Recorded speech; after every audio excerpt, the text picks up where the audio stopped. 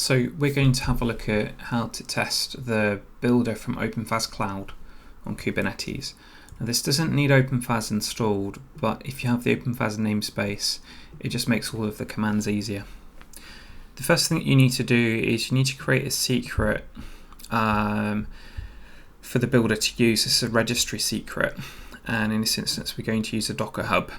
So the easiest way to do that is to run docker login. Some people have had problems getting the config.json file to emit base 64 encoded text. If you have that problem, look at these instructions. So let's have a look, because I already have this.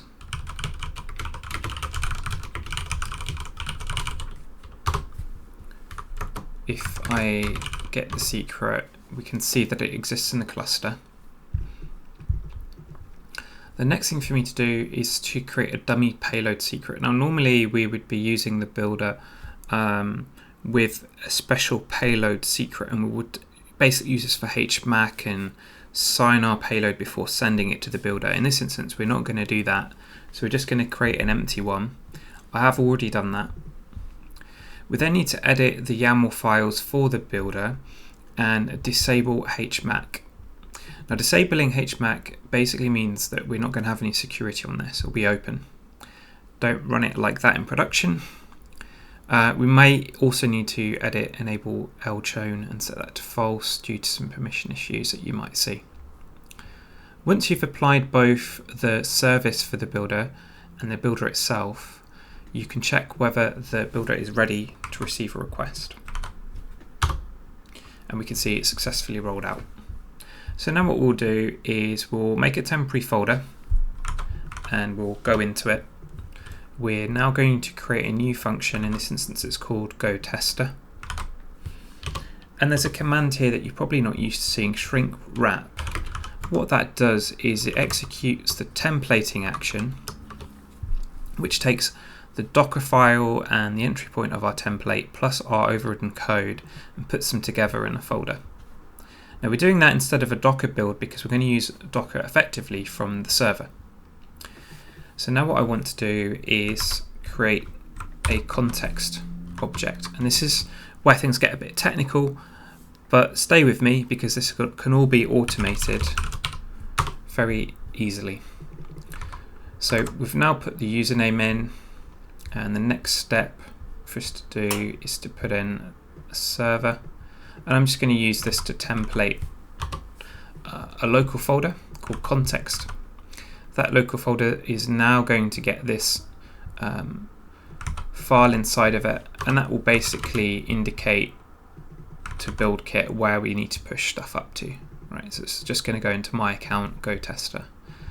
Now we're going to create a tarball, and this is the same thing that you get when you do Docker build, and it will say building context, etc. And then it sends a file to the server. Now I'm ready to port forward the builder because we don't really need to expose this on the internet. And the next step for us to do is just simply to run a curl, and that's how we access this builder. Now normally if you were doing this you would have the authentication step there. That's how it works in OpenFaaS Cloud.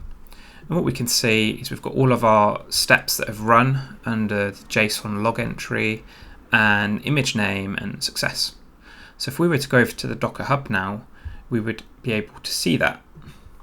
And so we've added another instruction here. That's the URL we want. And we should be able to see that the image is being pushed. Now normally when we do this, we'll find that we would build an image with Docker but not push it. Well, BuildKit, the way it's configured, also does the push. So that's our image, and if we were to do Docker run just to inspect what's inside there,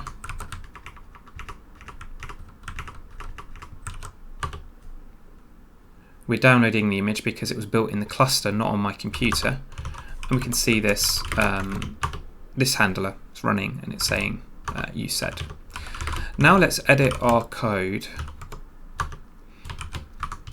and we'll just put Alex said instead, or hello Alex. And so the reason I'm showing you this is because we're going to rebuild it. So we do need to run the shrink wrap again, because that is going to update the code in the build shrink wrap folder. Let me just show you. So that's what we have in the shrink wrap folder, and in our folder we've got the new text. So we run the command and then check the shrink wrap version, and we see it's been updated. Now we're going to recreate the build context and simply do another curl. Now this time the build is going to take a little bit longer because it's going to do a real Go build, and it should take reasonably about the same time as it would take on this computer. And then that new binary is going to be pushed into the Docker Hub, which is probably on the other side of the world. So the push part of that took 3.9 seconds, and we can see other parts of this. The Go build took 4 seconds. The unit tests were run as part of that. Checking Go format was very quick. And we can see a lot of these steps have actually been cached because it didn't take that long. So now let's try and pull that image again from the Docker Hub to my computer. We'll run it again and try the handler.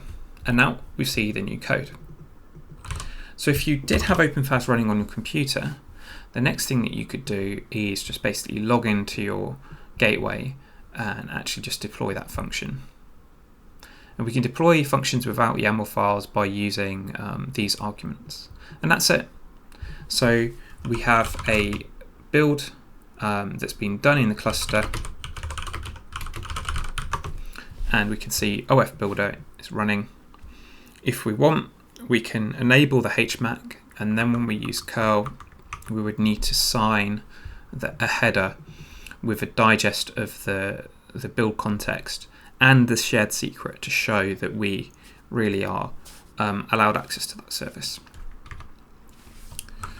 Now, the other thing that I think is really cool is the ability to use BuildKit to do a build without actually using server at all.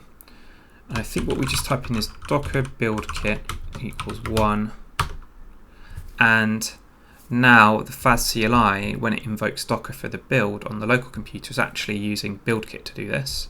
And the second time we do it, it's instantaneous. So that's a little preview into both BuildKit on the server side and using BuildKit on the client side. Hopefully that's been useful to you. And if you want to find out more, go and check out the OpenFaaS cloud repo and look in the OF Builder folder. Thank you.